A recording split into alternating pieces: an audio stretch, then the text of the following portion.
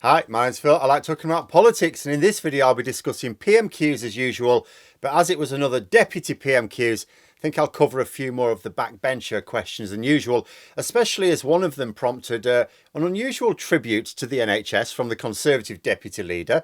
He decided to commemorate 75 years of the NHS with a lie about the NHS. That's nice, isn't it?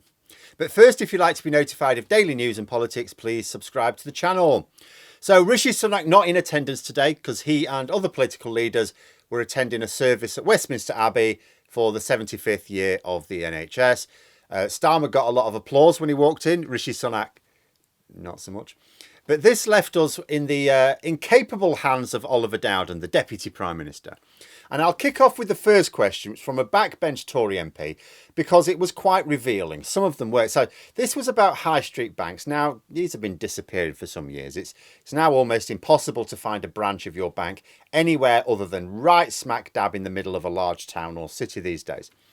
The MP in question was asking for support for a campaign to save a bank scheduled for closure in their constituency. Dowden said, well, this is a commercial decision, but that he would like the bank to carefully consider the local views.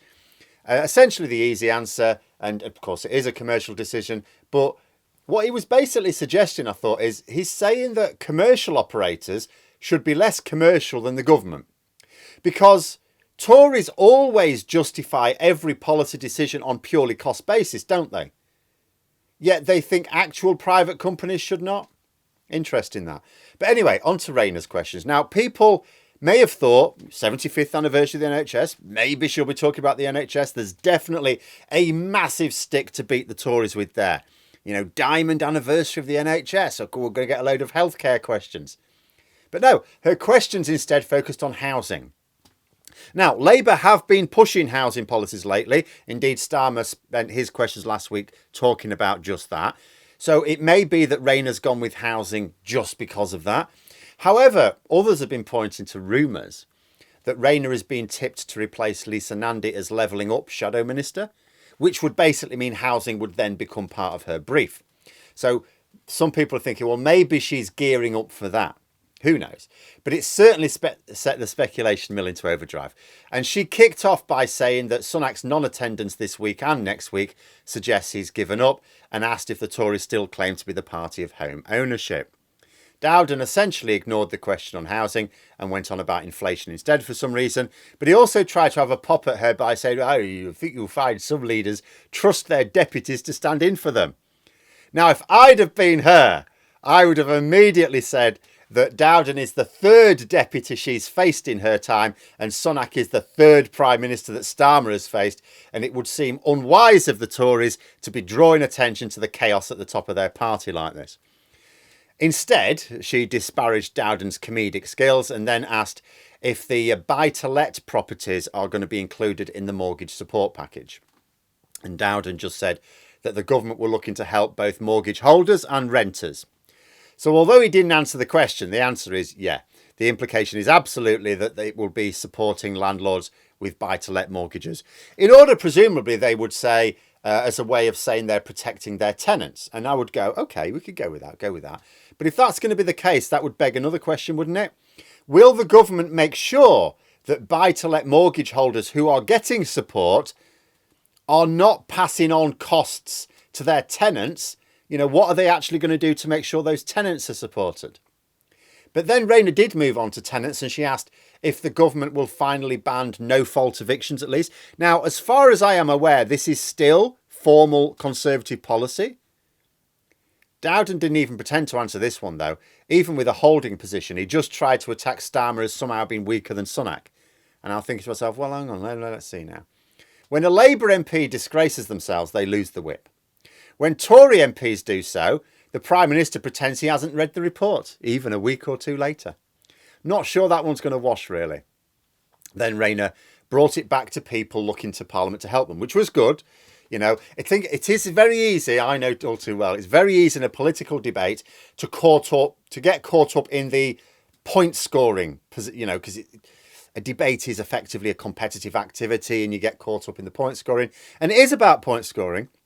But it is good to remember that the reason politicians care so deeply about scoring those points is because they want to to do something that has an impact on people. It's just that most politicians want to improve the lives of those people, whereas for the Tories, it's all about squeezing them to help out the billionaires. She gave an example of a family at risk of eviction, suggesting that what they wanted to hear was the government, what it's going to do to help them. And Dowden just waffled about some things which, oh, this might help or that might help, without actually saying what the government would do to protect them from eviction. Now, I do wish Rayner had pointed something out here, because the Tories do this a lot. When they're asked about the sort of help that ordinary people need, so something happened, it's like, right, the government needs to do something here. What are you going to do? Whether it be Rishi Sunak, Liz Truss or Boris Johnson, what are you going to do? What they always come out with is, oh, there was this measure or that measure, which is already in place. No. We're asking, there's a situation here, and we need to know what is your plan to deal with the holes which are left in the system. Because the current measures are not helping this family. If they were, well, they'd have the help, wouldn't they? They need new government initiatives. What are they? And this would be a great way to point out that the government have no plans to improve a faulty system. But, you know, she still came up with a good question to ask. I just wish she'd put that in there first. So she noted that the housing minister had said this week that she was not responsible for people in temporary accommodation. So Rayner asked, well, who is responsible then? Answer came there, none. And this is actually important, because everything which the government has control or influence over has a minister in charge of policy. Like everything that the government feels it needs to deal with has a minister. After all, if there's no minister, there's no policies. Ministers decide policy. And there's no serious oversight from the government if there's no minister. If there is no minister for any aspect of life in the UK, it is because the government do not care about it. It's really that simple. So if the government have no minister overseeing policy for people in temporary accommodation, it's because they don't care about it. And they certainly don't intend to have a policy about it. They can't. There's no minister to do that. So then Dowden repeated the lie from last week that the Tories are building more homes than Labour. They're not. I mentioned in a previous PMQs video, I'm pretty sure it was last week, could have been the week before, but I think it was last week, that the Tories have been in power for the same time as Labour were, so it's quite a handy little comparison, and Labour built more houses in that time. And when you consider, like, you know, there's a larger population now, shouldn't it actually be more? But, you know, Labour have actually built more at this point, at this 13-year mark. And Dowden seems to be using a bit of a statistical fiddle here based on housing starts. But a house isn't built until it's completed. So what matters are completions, not starts, which might take 10 years. Then Rayner effectively asked the same question during the same response, unfortunately, with Dowden then having a pop at unions for some reason.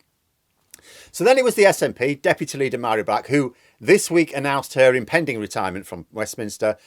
Black tried to suggest that both Starmer and Sunak want people to use private healthcare more. It's not actually true, of course. She is referring to Labour's plans to use private healthcare to clear the Tory backlog when they come to power. But that is not increasing privatisation. In fact, Labour's plans are for more nationalisation of the NHS. It's also not Labour policy to back what Tony Blair was saying today about people should be encouraged to use more private healthcare. But again, Scotland polling shows the SNP still in dire trouble. Black herself, as I said, has announced her intention to stand down at the next election, making her seat, which was already a Labour target, more difficult because she's actually a fairly decent political operator. Dowden remarked on her decision to stand down, saying he was sorry to hear it, and noting that he and she entered the Commons at the same time in 2015, which gave Black the opportunity to think on her feet. And she replied that not only did they enter at the same time, but they would be leaving at the same time also, which is a good quip. Unfortunately, probably not true. Dowden is in a very safe Tory seat. Although current polling has Labour catching up, there'll be a huge swing to Labour, no doubt. Still too far behind. Does not look like a credible target for the general election. But it was a very good line nonetheless, as when you look at the current state of things, hard to imagine that the Tories have got any safe seats left. In fact, if the Tories do lose all three of their by-elections in a couple of weeks, then it will be very difficult to suggest there is such a thing as a safe Tory seat. But in reality, I don't think Dowden's losing his. Black then asked Dowden to recognise the damage Brexit had caused to the NHS. Dowden then said the NHS was doing well under the Tories. Wow. I look forward to Rishi Sunak trying to repeat that line in any general election TV debate. I remember in one of them when Boris Johnson claimed to be honest. In the 2019 TV debates, he said that he didn't tell lies. And the studio audience actually pissed themselves laughing. Even then, they knew Boris Johnson was obviously a liar. Now, if Sunak tries to back up Dowden's claim, I don't know whether he'd get the same derisory laughter or actual anger. But there were a few other backbench questions which I thought would be worth mentioning today. So one was from the Red Wall Tory in Scunthorpe. I mentioned this one because I lived there for a few years and worked there for a few years more before moving here. So Holly Mumby-Croft asked about government support for the absolutely essential steel industry in the town. And Dowden just said that there had been meaningful offers of support. Have there? I'm not sure why he couldn't give an example of this support, because as someone who still lives close by, I've not heard any of it. Then there was another Tory MP, Maggie Throop.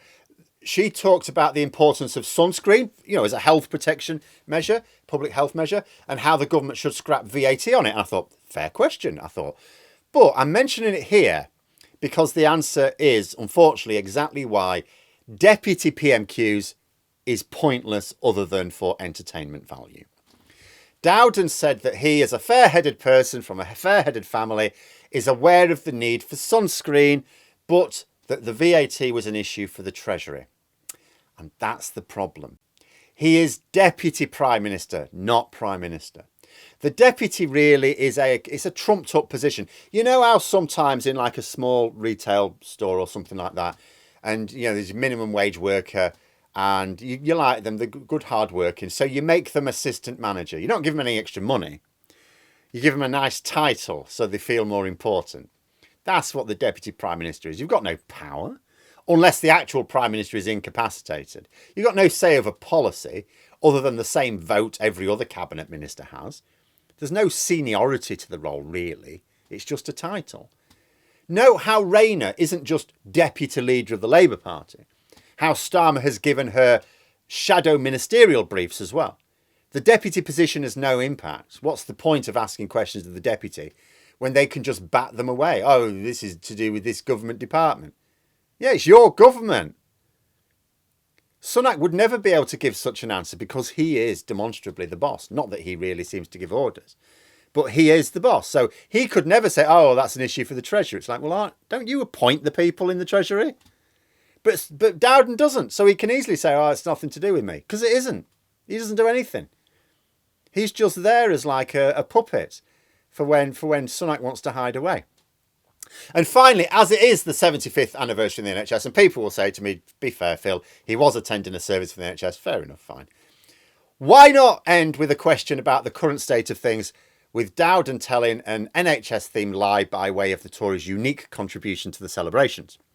Kim Ledbetter for Labour described the large volume of emails she seems to get on a daily basis from constituents who cannot get proper care. She asked Dowden if he agreed with various think tanks that the Conservatives are running a sort of managed decline of the NHS. Dowden responded that the NHS had record funding, record doctors, record nurses, record scans and record operations. Naturally, every single point made there was a lie. The record funding is not in real terms. And it should always be in real terms, otherwise it's meaningless. Take account of inflation by comparing the funding now with a base value of the pound, and it is anything but record. And you certainly need to separate out all the funding which goes directly to private providers, nothing to do with the NHS. That can be healthcare funding, it is not NHS funding. But the other claims were also failing to take inflation into account, albeit inflation of the population this time, per capita. It's not raw numbers of doctors and nurses that matter, but per capita. Really what they should be talking about is shortages, because we do have record numbers of doctor shortages, record numbers of nurse shortages. And when it comes to operations and scans, again, it doesn't matter how many are carried out.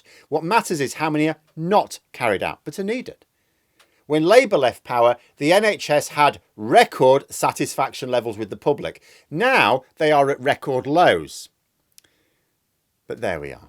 Those are my thoughts. Let me know yours in the comments below. Hope you found the video interesting. If you did, please click the like button. And if you'd like to support the channel further, the join button for memberships. And until next time, I'll see you later.